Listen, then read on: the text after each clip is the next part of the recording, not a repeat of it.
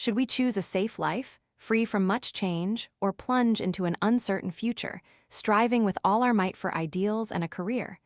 This is the greatest existential dilemma all humans face from birth.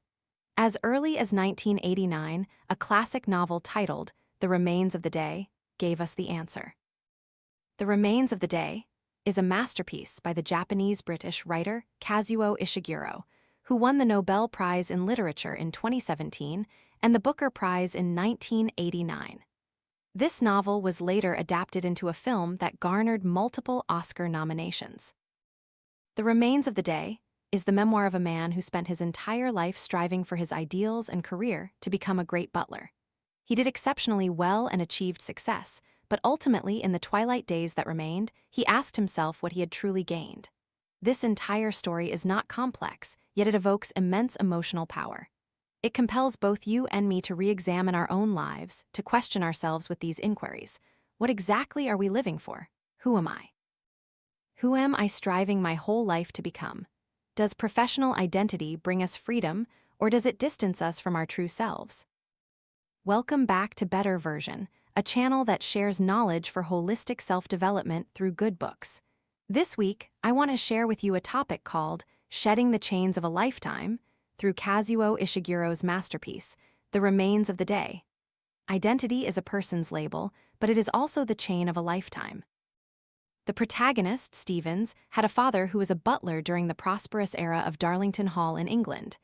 Emulating his father from a young age, Stevens set out to become a great butler. For 30 long years, he tirelessly pursued that goal, dedicating his life to Darlington Hall. For Stevens, there was only work, work, and endless work. The story begins when the estate is transferred to a new American owner, Mr. Faraday, and Stevens remains to continue his service. However, Mr. Faraday does not care for trivial details and enjoys joking, which makes the usually serious Stevens feel awkward. Mr. Faraday plans to go to America for a while and suggests that Stevens take a few days off to drive out and relax. Despite being offered time off, Stevens believed that a master could not simply grant a servant leave. This offer caused him to ponder for 2 full weeks before finally agreeing. It's peculiar, isn't it? Why such hesitation? It was because Stevens always yearned to do everything to uphold his identity as a great butler.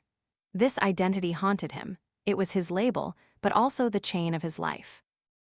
Why do I say this? Let's start by understanding the meaning of time and space in relation to our professional identity. People often perceive only concrete events within a specific framework of space and time. Then, they imagine specific social roles and don the cloak of identity. Similarly, identity provides each individual with a stable social status and a sense of belonging, but it also restricts our personal behavior. Like Stevens, he worked in Darlington Hall, a fixed space, for over 30 years. Only 2 things prominently existed in his life.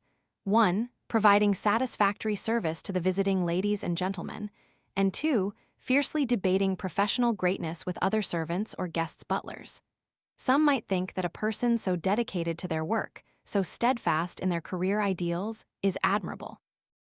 Yet, in reality, this is merely an illusion of identity, created by individuals within their limited and fixed living spaces. The truth is, all of us must work to live, and we all push ourselves onto the path of striving to affirm our identity. Just like Stevens, I am a director, I am an investor, I am a doctor, I am a teacher. We often reply this way when asked, "Who are you?" Everyone living has an identity beyond their true self. That identity comes from our profession, and we attach so much meaning to that title, that label. When a person has an identity, everything they say and do revolves around it. In Stevens, the belief in his identity, "I am a great butler," was incredibly firm. The stronger the belief, the more it pushed him to ensure everything, from his words, behavior, attire, to his interactions with others, was commensurate with the dignity of a great butler. This meant maintaining the image of a gentleman who could always uphold his profession, even if it went against his true feelings.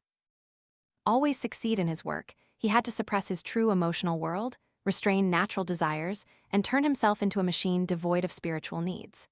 Within him, emotions were like moths, eroding the dignity of a great butler.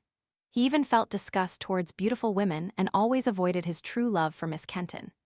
Even when Miss Kenton told him she was about to marry and tried to persuade him to ask her to stay, Stevens merely replied coldly and congratulated her. Miss Kenton wept and married in disappointment. Not only personal feelings, but also family ties, Stevens tried to live estranged from his true self. After his father was injured and could no longer serve as butler, Stevens kept a cool head and told him he was no longer fit for the role. His relationship with his father remained cold until the very end. On the day his father was dying, a large conference was held at the mansion. As a butler, Stevens chose his work. Even upon hearing the news of his father's critical condition, he continued his duties. By the time he finished, his father had passed away. Wandering aimlessly outside, he met his former master, who asked if he was all right, but Stevens pretended to be calm. "Yes, I am fine, sir."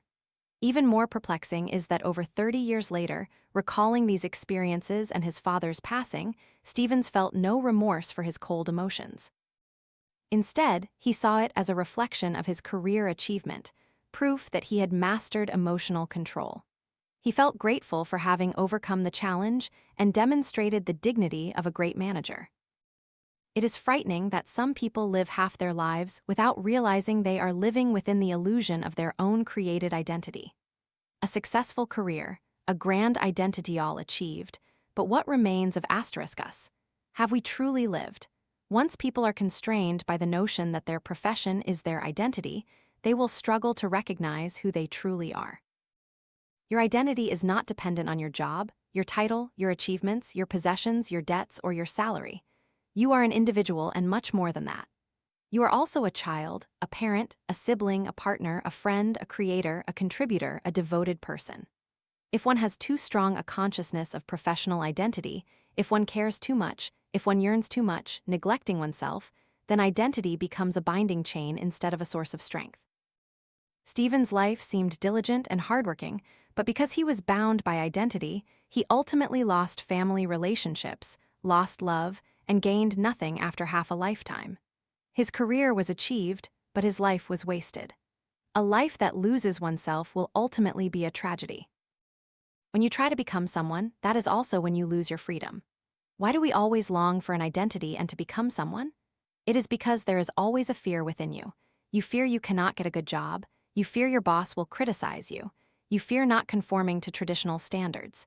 You fear others' gazes. You fear you are not doing things right.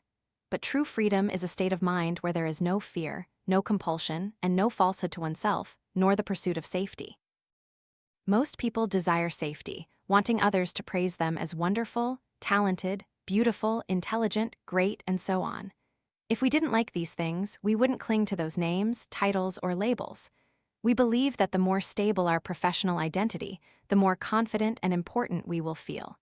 The philosopher Jiddu Krishnamurti once said, "The moment we want to become someone, we lose our freedom." Only those who realize the absurdity of this reality have pure souls and are therefore not driven by the desire to become someone. They are the truly free. So, how do we break free from the chains of identity? Reading this novel tells us that if your current fixed space limits you, then allow yourself to step into a new space. From an enclosed space to vast mountains and forests, an opportunity to rediscover oneself. Instead of saying Stevens' 6-day trip to the West Country of England was for relaxation, it was more accurately an opportunity for him to escape the prison of identity that his initial ego had formed. Only by stepping out of the physical space of Darlington Hall, which represented the lifelong dignity pursued by the English gentleman, and past glories and entering a vast, new, and strange natural space, could Stevens truly reflect on himself and discover the true meaning of his own existence. On the first day of his journey, Stevens met a frail old man with white hair. The old man said that as long as one's limbs and chest are strong, it's best to climb to the mountaintop to admire the view. Stevens listened and climbed the steep mountain. From that height, a beautiful, endless countryside unfolded before his eyes for miles. The air was fresh, the scenery boundless. For a fleeting moment, it seemed his true fears vanished. It was this moment of transition in time and space that gave Stevens the opportunity to expand his inner world, allowing himself to step into another space, not just to immerse himself in silence, bringing our souls back to a pure state amidst vast nature, but also to connect with people of different identities. Stepping out to meet and interact with the world is also how we introspect. For Stevens, a butler from the upper class, the people he regularly interacted with were either ladies and gentlemen or other servants and butlers.